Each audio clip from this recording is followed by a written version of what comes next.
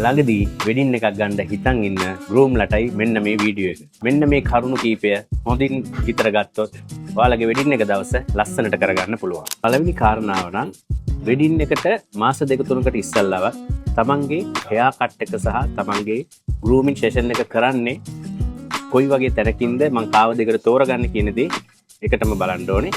ඒ වගේම අවසාන මොහොත වෙනකන් ඉන්නේ නැතුව සැලොන් එකක් තෝරගෙන ඒ සැලොන් එකේ හෙයා ඩ්‍රෙසර් ගාවට ගිහිල්ලා ඔයාගේ වෙඩින් එක දවස මොන ආකාරයෙන්ද ලස්සනට කරගන්නේ කියන දේ ප්ලෑන් කරගන්න ඕනේ.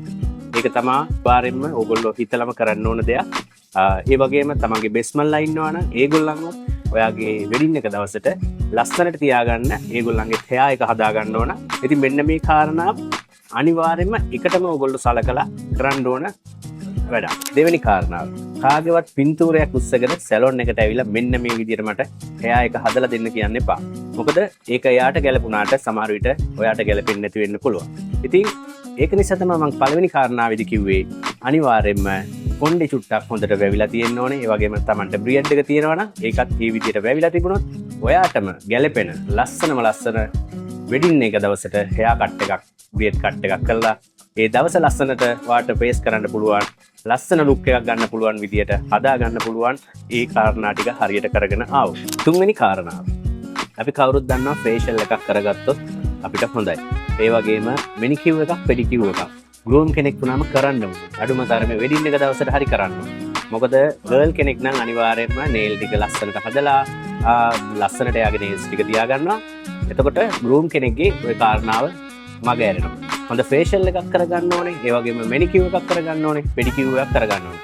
මේ තුන වෙඩින් එකට ඉස්සල්ලා කරගන්න එක අනිවාර්යයෙන්ම වැදගත් කාරණාවක්.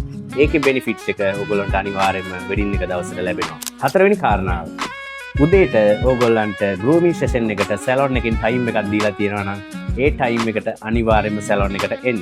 මොකද ඕගොල්ලෝගේ ටයිම් එක එතනින් පරක් වුණොත් එදාට ඔයා ලොකු අමාරුවක වැටෙනවා. මොකද සැලොන් එකේ වෙන වැඩක් කරන් තිබුණොත් වෙන ගෲමින් එකක් කරලා තිබුණොත් ඔයාට එතන ලොකු ප්‍රශ්නයක් වෙනවා.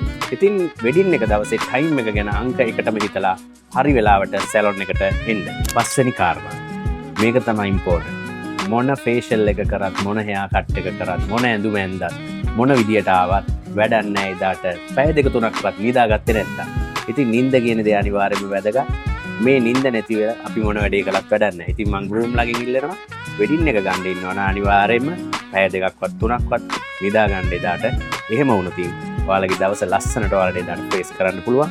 ඉතින් අනිවාර්යයෙන්ම මේ කාරණා ටික ඔයාලා කරොත් ඔයාලගේ වෙඩින් එක දවස සුපිරි.